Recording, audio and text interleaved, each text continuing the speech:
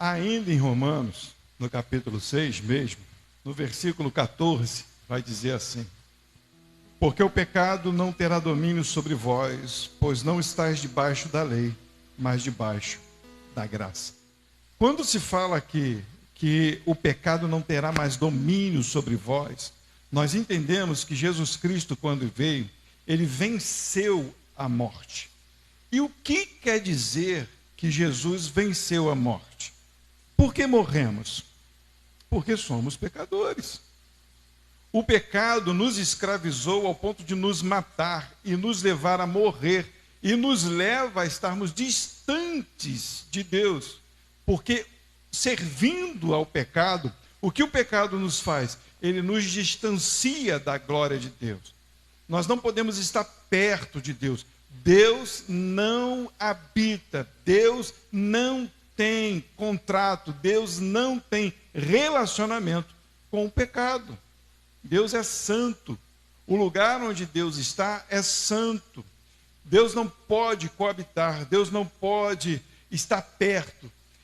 Quando Deus se chegou ao povo, ele se chegou por meio de sacrifícios para que a sua glória pudesse ser manifestada, porque se não houvesse sacrifício, se não houvesse morte, se não houvesse nada disso, Deus não poderia se chegar, porque o que poderia acontecer é de Deus fulminar o povo.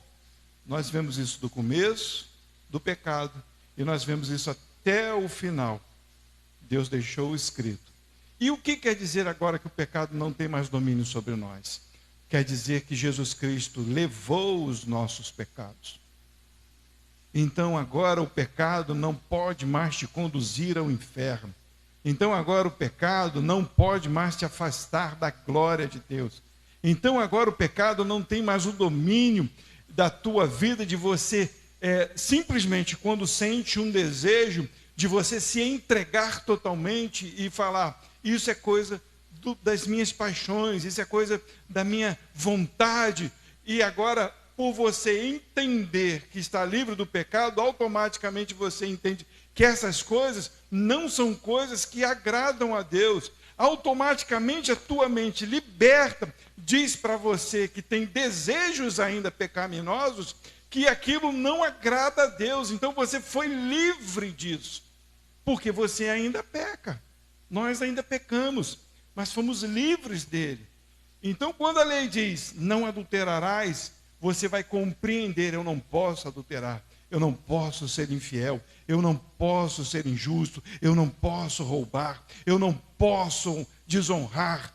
E aí, automaticamente, esta graça que está sobre a tua vida, não por tua vontade, não porque você é alguém poderoso, mas por causa do Deus que te salvou e morreu pela tua vida e deu a você o Espírito Santo, ele te deu este alerta, esta visão, ele abriu a tua mente para que você possa olhar o pecado e dizer, não posso mais desagradar a Deus, porque é assim que está escrito no versículo 1.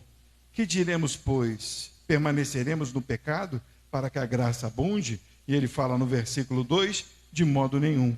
Nós que estamos mortos para o pecado, como viveremos nele ainda? E no versículo 22 vai dizer, mas agora libertos do pecado e feitos servos de Deus, tendes os vossos frutos para a santificação e por fim a vida eterna, porque o salário do pecado é a morte, mas o dom gratuito de Deus é a vida eterna por Cristo Jesus, nosso Senhor. Quem governa agora a nossa vida é o Senhor Jesus. Você é guiado, você é filho, você é servo do Senhor Jesus. Seja servo do Senhor Jesus. Seja servo do Senhor Jesus. Seja servo. O servo serve ao seu Senhor. O servo, ele entende, tem até desejos, porque ainda está no mundo. Mas ele mata o seu desejo, porque nós fomos mortos com Cristo, para viver para Deus, para servir ao Senhor Jesus. Por 2 vezes ele diz, versículo 11, ele vai dizer, assim também vós considerai-vos certamente mortos para o pecado, mas vivos para Deus em Cristo Jesus, nosso Senhor. E o versículo 23, mais uma vez, porque o salário do pecado é a morte, e todos nós morreremos, o corpo, mas o dom gratuito de Deus é a vida eterna, por Cristo Jesus, nosso Senhor. Essa é uma palavra que eu amo, e essa expressão eu amo mais ainda. Jesus Cristo, nosso Senhor. Não somos mais escravos para servir ao pecado. Nós somos livres para servir o Senhor Jesus. Ele é nosso Deus. Ele é o nosso Senhor. Nós servimos a Ele. Obedeçam então a esta graça, a este amor. Porque Ele nos resgatou. Foi Ele que nos livrou. Então a gente começa o culto com esse entendimento racional, entendimento lógico, entendimento absoluto de que Jesus Cristo é Senhor sobre as nossas vidas.